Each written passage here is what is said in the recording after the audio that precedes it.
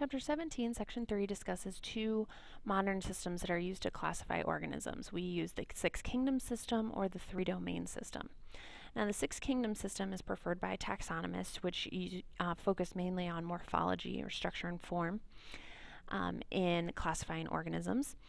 And then there's also a three-domain system, and this one's a little bit newer. This one is preferred by molecular biologists, and they study the genetic code. Specifically, to get the three domains, they have looked at rRNA or ribosomal RNA. So now all living organisms, even prokaryotes, have ribosomes, or have this RNA. So they are able to be studied in any type of organism, and then they can all be compared to one another. When the phylogenetic tree is drawn from this information, this RNA, it is able to show these three main branches, which is what I showed you the other day. And this is our tree of life. These three main branches, those are the main differences that they see. Those are the different domains that we'll be talking about. So that's preferred by molecular biologists. Some terms that we're going to be looking at throughout this section: unicellular, which means organisms have one cell; multicellular, where they have many cells; prokaryotic means without a true nucleus; eukaryotic are organisms with a true nucleus. So kingdoms are mainly determined by morphology, that structure and form. They're also determined by their cellular structure, so unicellular or multicellular. They're going to be classified based on the ways that they obtain nutrients and energy, so whether they're autotrophs or heterotrophs, and then metabolism, or how they process that energy. Okay. The first kingdom is called Archaebacteria, archae meaning ancient, and these are unicellular organisms that are prokaryotic, so no true nucleus, and they can be either autotrophs or heterotrophs. The main characteristic about archaebacteria is that they can live in very extreme environments, such as sulfurous hot springs, very salty lakes, anaerobic conditions.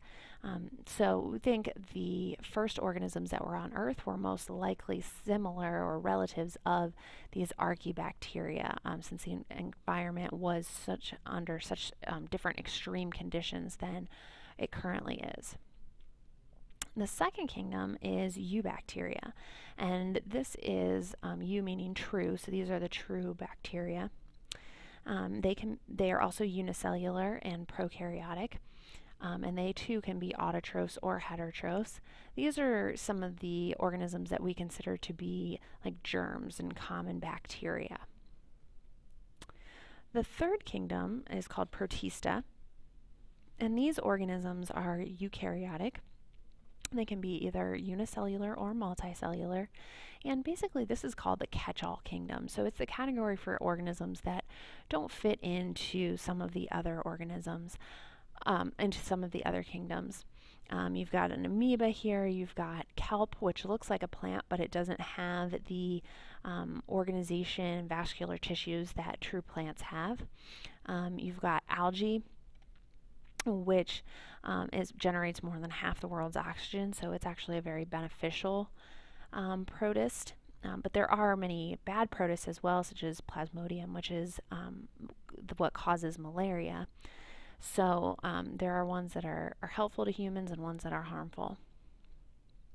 The fourth kingdom is called fungi, and there's over 1,000 different species of them. They are eukaryotic. Most of them are multicellular.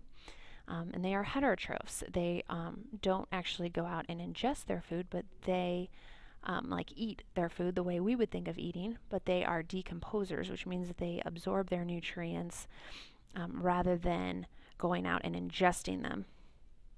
Some examples would be yeasts, molds, mildews, mushrooms. With the fifth kingdom, this one is called the Plantae kingdom or plant kingdom.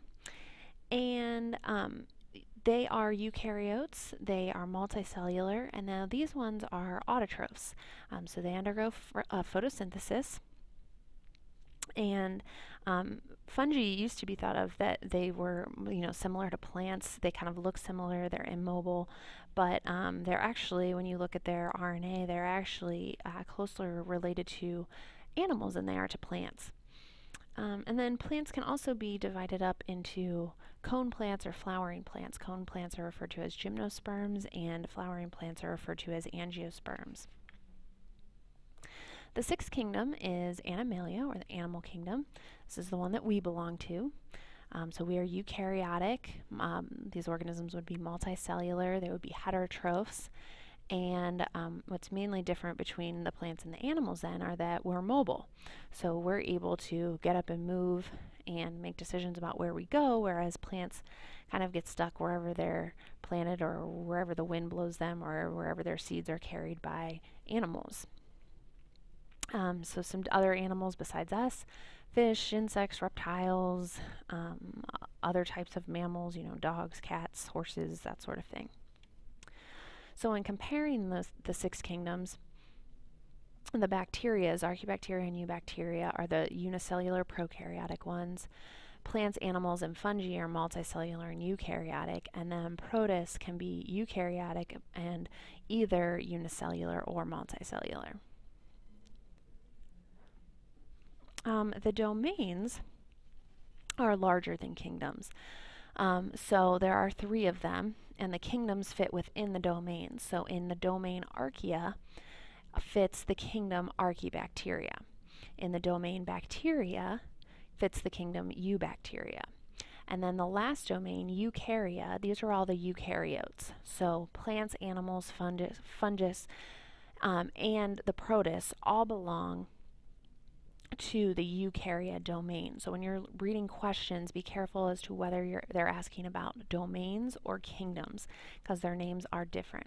And just kind of a little side fact here, Eubacteria and Archaebacteria, or bacteria and archaea, these 2 domains include some of the greatest number of living things on Earth. We don't always necessarily think of them because many of them are microscopic, but they do make up many, many organisms on Earth.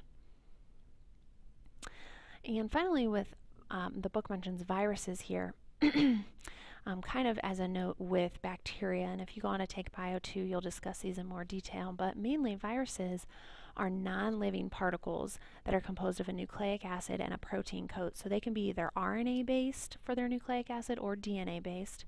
They're surrounded by a protein, and they're non-living because they can only reproduce with a host. If you remember the characteristics of life, you need to be able to reproduce. And viruses can't do that by themselves. They have to be living within another organism to do that. So they are considered non-living. And there are ways we can help prevent viruses. You can get vaccinations, you can treat with some antiviral drugs, but this isn't something, if you get a virus, it's not something that you can go to the doctor and get an antibiotic for. Those work for bacteria, but not for viruses.